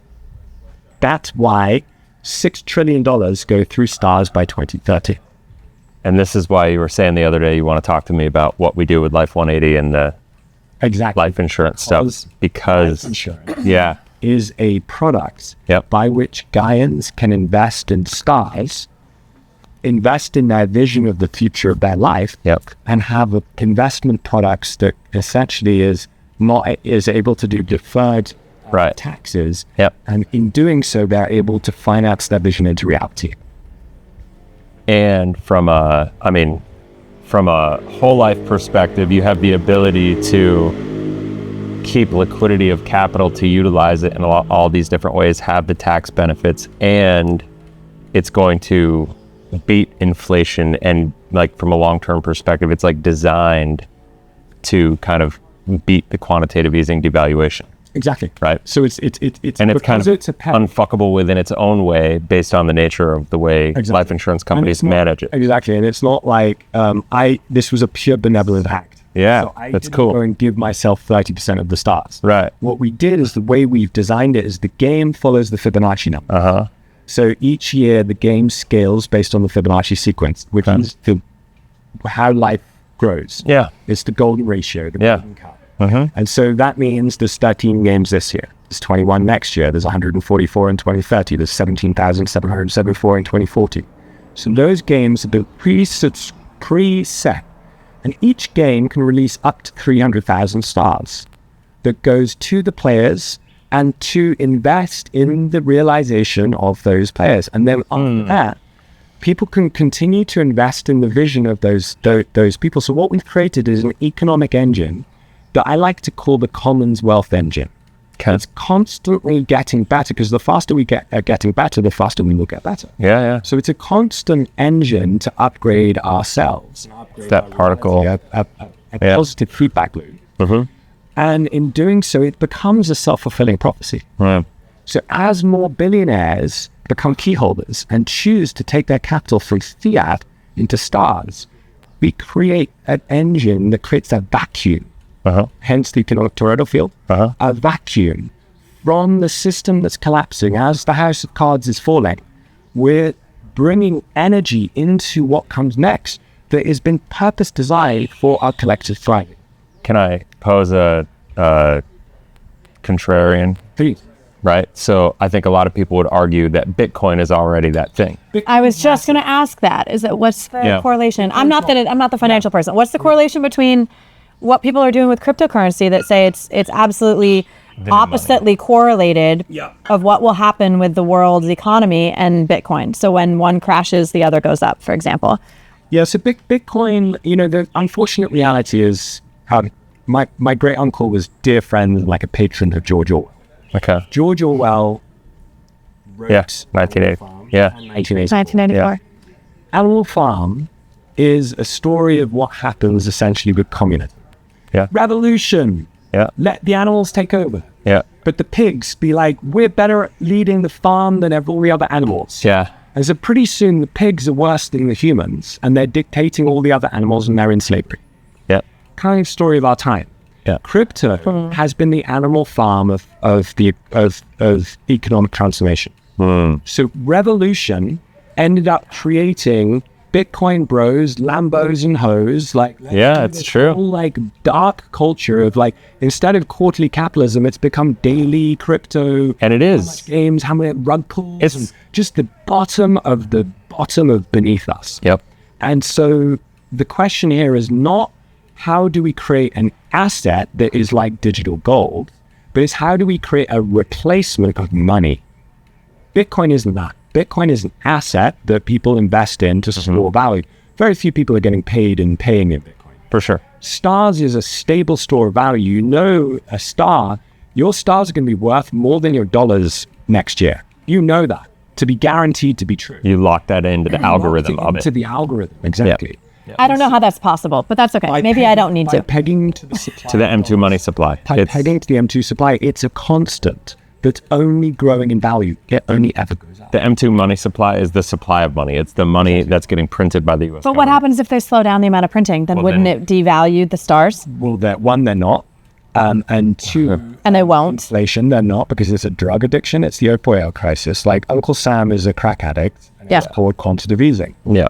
Okay. But we are trusting that. That's not a guarantee. There could be someone who comes in to run the Fed and they're going to stop the quantitative easing. There could be Jesus let me arrive ask a question and change the Fed. And all that's going to happen is that the M2 supply won't increase. So your swap value will remain static. So what happens if we lose the world's reserve currency status and the whole... We being the U.S. Yeah, we being the U.S. And we lose the world's reserve currency status and the whole monetary system, world monetary system as we know that it exists, just cease to exist and goes to its own transition. This beautiful thing called an economic toroidal field in a vacuum. So there will be a flight of value as the train starts coming off the train. Sure. Think a 2x2 matrix. The opposite of love isn't hate, it's fear. The opposite of the expression of love is trust. The expression of fear is distrust. As our epidemic of distrust in the financial systems increases, we need a system we can trust. A system that has been engineered for the thriving of all of us. A system that is designed from the very beginning to be an ethical, moral, even sacred currency, an intentional currency that is being designed for our own transformation. An abundant currency, and there's nothing more abundant than stars. There is a mechanism here by which, as the system devalues, then what's coming next increases in value. Buckminster Fuller said, you don't change things by fighting the existing reality. To change something, build a new model makes the existing model obsolete. Yep. So what we're designing is that which comes next, coming not from this moment in time, but it's coming from the future. Okay. So do you foresee in the future because I think it's inevitable this is all going to happen, right, during our lifetimes. I don't know how you feel, but that's... What's this? The devaluation of the U.S. dollar, change of the monetary system as a whole during our lifetime. It's one of the reasons that I love life insurance in the way that we do it too, because general funds, life insurance companies, they're managing this money. So as the system changes, they're managing the ship. They're already starting to buy other currencies. They're already starting to buy crypto, and they're already starting to do all these things, right? And so that is what it is. But are you foreseeing in this new world, right now, I don't know how many currencies there are in the world, but every country kind of has its own currency, euro, whatever, withstanding. But are you foreseeing that there will be multiple like cryptos that will have their own values of exchange and their own exchange comes in so many things. Like I could give you a mango, you could give me a coconut. Sure, of course. Exchange comes in, like, this isn't about one world government, right? And Davos conspiracy theories. I've been to now probably 100 World Economic Forums. Okay. I've been to Davos every year since 2009. Okay.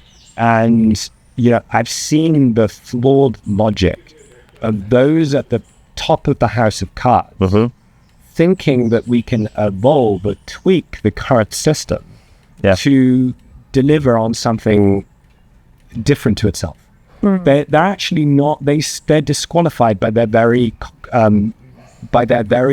complicit participation in that which has been propagated today. It's actually kind of a beautiful thing, the whole crypto, like using these tokens as currencies and values of exchange and creating communities in it. Because like right now, we're in the US, people live in Europe, have the euro, people live in Peru, have whatever, Dominican peso, right? Like everybody uses this currency of exchange based on where we were born, not based on values. Exactly. Right? And so when we go through and do this through the lens of using the value of exchange that's actually in alignment with our values, not based on where we live, then we're able to like elevate. Wow. Yeah. Great. There's freedom in that. Yeah. So how do people get involved with a star currency? So we haven't formally launched it yet, but every single person that participates in the game, their contribution to participate in the game is rewarded in stars. So what's going to happen when we launch the United Planet DAO is your contribution to participate in the game. You get stars that you can then go and allocate to Zario or to other projects of transformation that you believe in. What we're doing is we're creating a neural net, if you like, a hive mind, a heart storm of the strategies that leads to planetary thriving. As we say when we begin the game, we're making a commitment to boycott dystopia. We say, we are a united planet. I am Gaian. On my honor, I commit to a thriving civilization in harmony with all life. And so everyone is oath-bound as a storyteller of the future to design their upgrade strategy. Now, what happens when we have already over 1,000 changemakers from over 100 countries? We have a huge amount of collective intelligence in how to upgrade the future. So if every one of those Gaians allocates their stars that they've already invested in their strategies for how to transform the future, we've created effectively an index fund. An index fund that other investors can go back behind those investment choices. And so what's then happening is what we're doing is we've created through the game, we've created the Water League, the Fire League, the Air League, and the Earth League. The Water League is a sum total of all of the people, the Gaians, and the projects that have been documented on every water day. We just had our 28th water day. Water represents our common unity. It represents community, belonging, the commons, the wealthy commons. It represents regenerative living, like the good life, the community life, what is wealthy. It represents our relationship to water. So all of the stories and the strategies that relate to water can be funded by the Water Gaians. And the Water Treasury can go and raise money as a star bond instrument to go and finance all of those visions. Then we have the Fire Gaians. The Fire Gaians are all about transformation. Every aspect of transformation, the transformation of culture, the transformation of the economy, the transformation of identity, the transformation of systems, the transformation of consciousness. And so the Fire Gaians represent planetary peace and justice. How do we architect the world for peace? They represent gender harmony. How do we end the patriarchy and actually have the feminine rise to lead us in this thriving future? Because it's so clear, everywhere in nature celebrates the feminine. It's so clear that our leadership is out of balance, and it's about time that we end the big swinging dicks. And so it's about circular economies, because the idea of waste in the future is ridiculous. Like, why would you waste something? Why would you throw something away? It's like, that's an inefficient design. So everything is circular. It's about systemic transformation. And so the Fire Treasury goes and funds a plethora of strategies that the Fire Gaians have conceived of. And we've been conceiving of these in places like that we rented the Great Pyramid of Giza and done these stories inside the King's Chamber. Wow. With 44 Gaians synchronized with our voices. That's so cool. With the wisdom of the Egyptians, and saying, what was it that the fire Gaians did to remember how we achieved planetary peace? How do wars belong to museums? Then the air Gaians, I'm always on the air team. I'm an air Gaian. The Air League is all about the story of how we realized our fullest potential. Okay. So it's how we unleashed our fullest potential. It's the transformation of our health and well-being. How do we go from a sick care system to a well-being longevity system that we're living in harmonic flow? We're augmenting our intelligence with AI. We're creating a new planetary language called Gaian that transcends time and species capacity. We're using every sense of our being to communicate so that we're not separating our reality through our words. We're unifying our reality through an evolved relationship to language. It's about the transformation of education and realizing our potential. It's about obviously we can't realize our potential without transforming our food. So it's about nutritious food. How do we connect with our food that we are, what we eat? And it's about the transformation of societal thriving. Yep. So how do we design everything for societal thriving? That's the mission of my team I am part of. The air guys. That's what we do, what we're here to do. And in many ways, if you think about air as the communication layer, the back in between, the air Gaians connecting to the missions of all the other Gaians and enabling that through the augmented intelligence. That's why Gaia AI is a project of the air Gaians.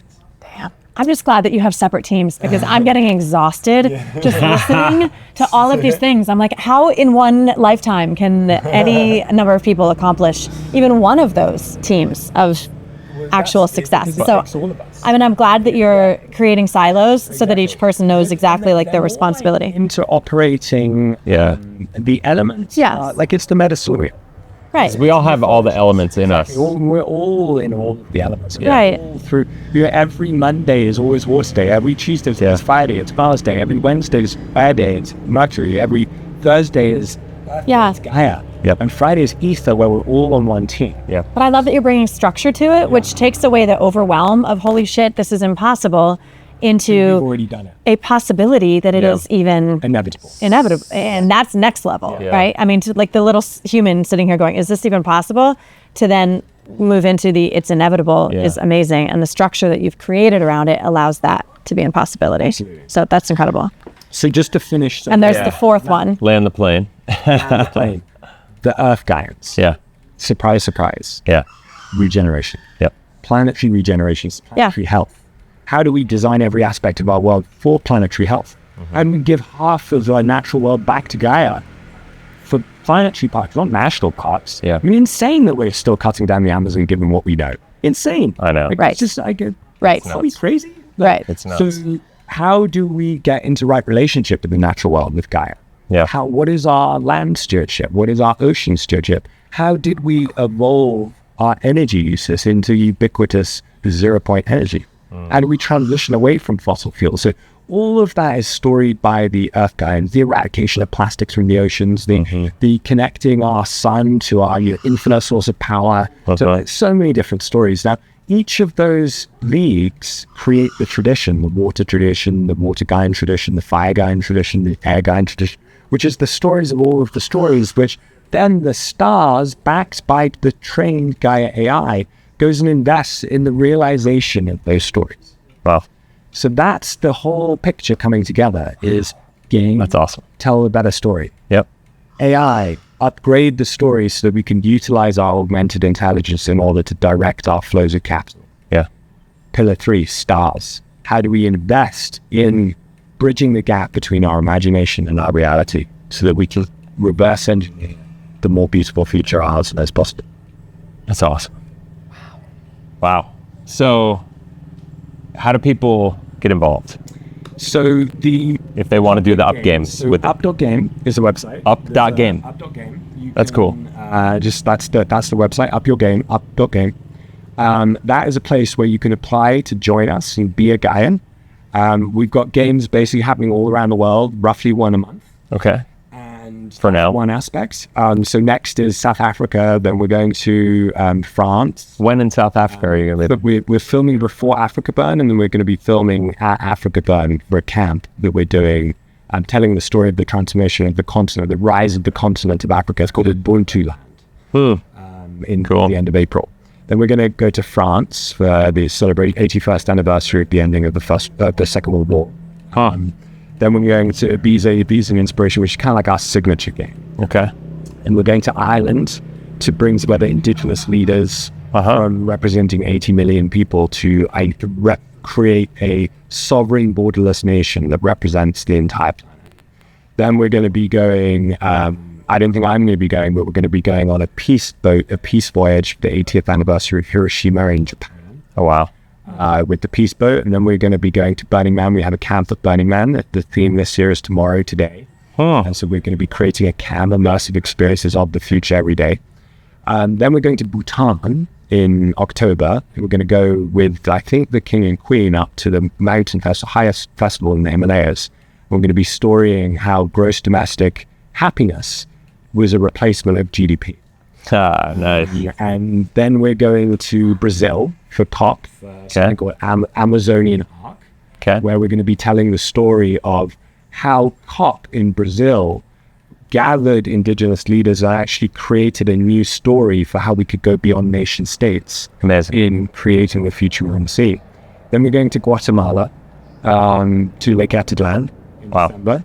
And this course, so you guys, that's awesome. Move around the world, and the community's growing all the time with incredible change makers. People that are like, you want to trust their vision of the future because they're coming from a oath-bound place of deeply held integrity. And so that's one aspect. And then the final aspect is we're going to be launching games for organizations of transformation. So we're inviting the organizations that have got the biggest, boldest vision of a positive future.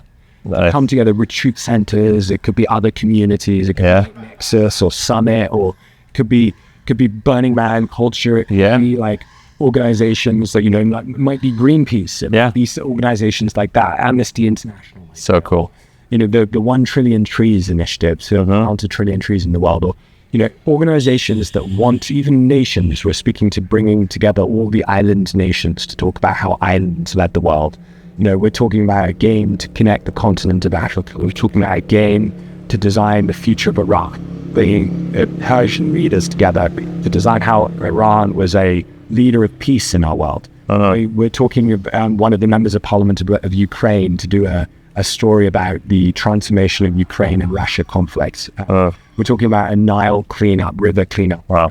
So many things. Cooking. That's amazing. And each of these games are an opportunity to tell a new story. And this is why we're going to be having places, like physical places, planetary embassies around the world, lighthouses, and temples of transformation where people come together, such as Zaria, to create a new story, to create an amazing future. So it's part in person, it's scaling, and it's, it is it is its own force field. I think we are reliably successful because I believe that Gaia wants this to exist. So I feel the full support of all of the different that I know that the stories we're telling exist in a place in the future that we can actually go to in order to guide ourselves on the choices to make based on that which we have already chosen. And so it's what makes us the choosing ones. Well, my head's about to explode. So that's amazing. I mean, it's a beautiful thing. I guess I would, I'm excited to be involved on whatever level we can be involved in. Every level. And every level. And every levels.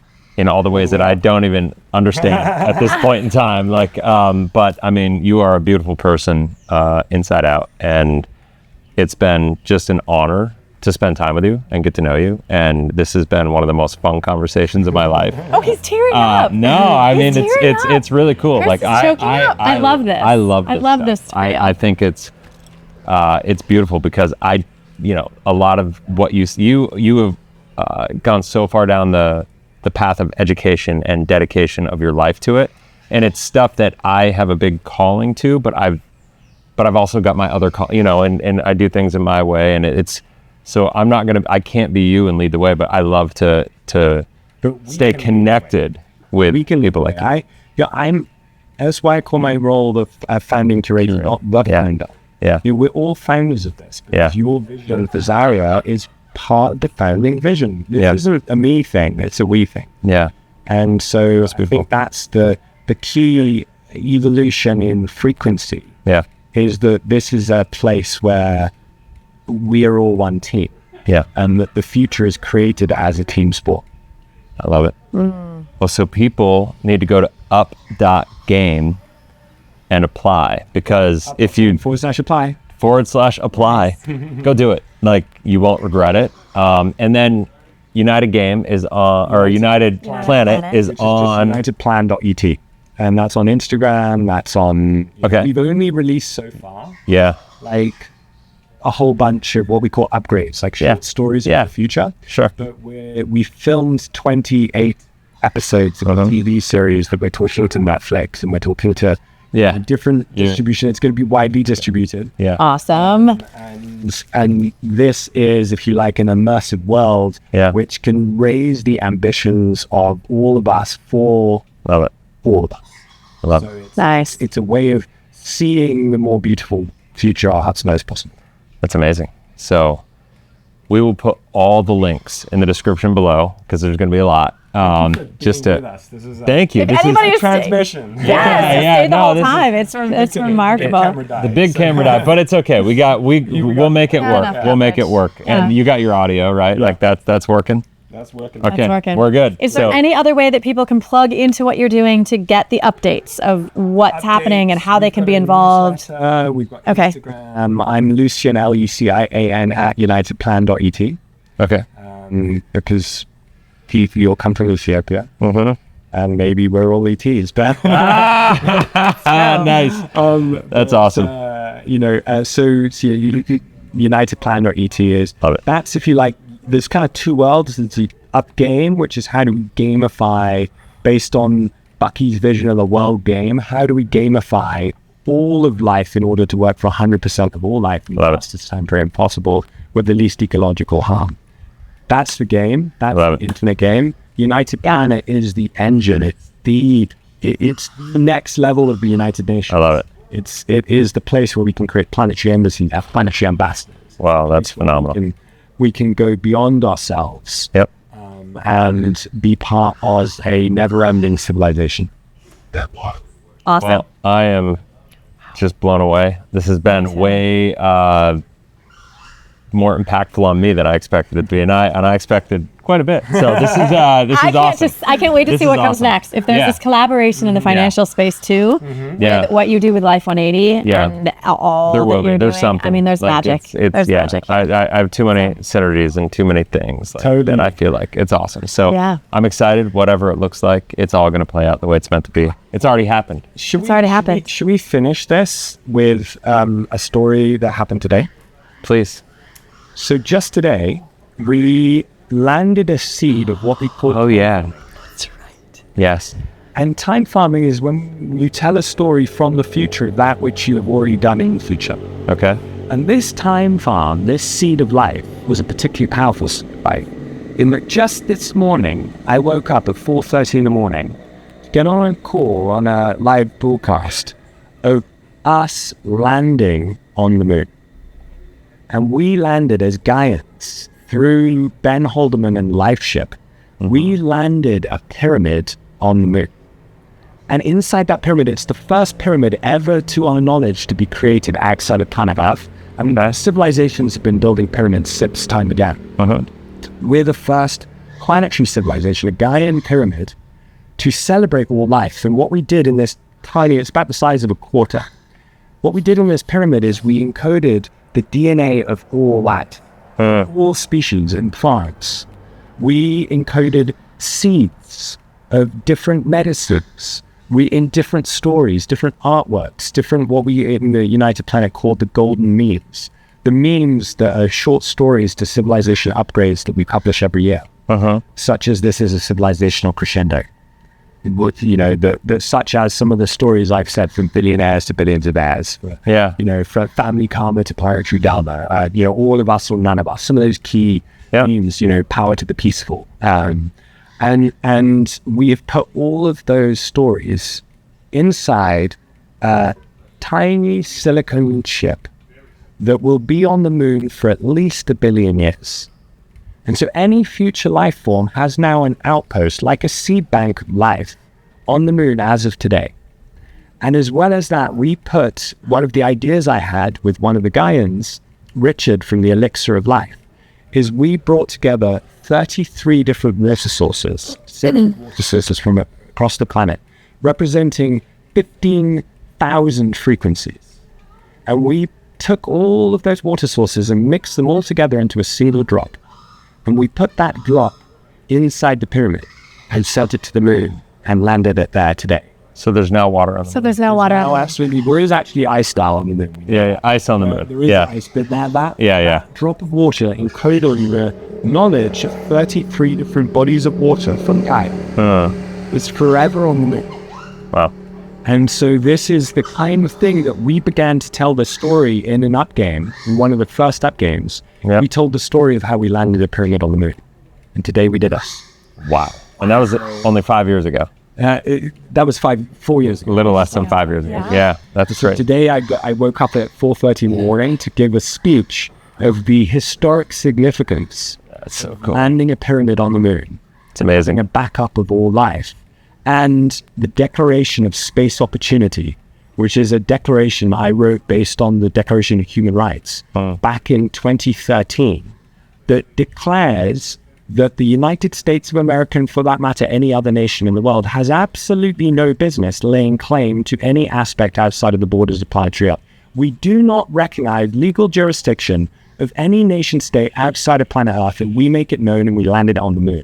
And so we have made a declaration about how do we design life if we are to go interplanetary. Yeah. How do we not replicate the very systems that are destroying our planet outside of planet Earth?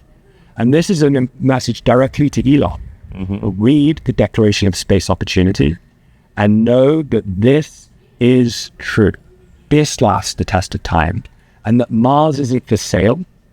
And that Mars isn't a place to go and Stick a flag. stick a flag like raping into another planet. Right. This is actually far bigger than us. Yeah. And that we are not going to stand for bullying nation states abusing their power and their wealth for the interests of the few. Amazing. Mic drop. Mic drop. How do people support that mission? If someone wants to sign that declaration, how do they do that? That's a great question. I should put that out today. Not that I'm adding one more thing to your to-do list, but like Google Forms, like it's a thing. Right? I mean, dude, I do that every day. Let's see. How many signatures? Right here by Hannah. Boom! The Declaration of Space Opportunities. You can go and sign, and if you agree that space is not for sale, go sign it. Yes, So you're going to sign it's it. We'll a get the link in the movement. description. Bang. It's a new movement. Born time-seeded. Just here, right here. Loving this. Yes. That's awesome.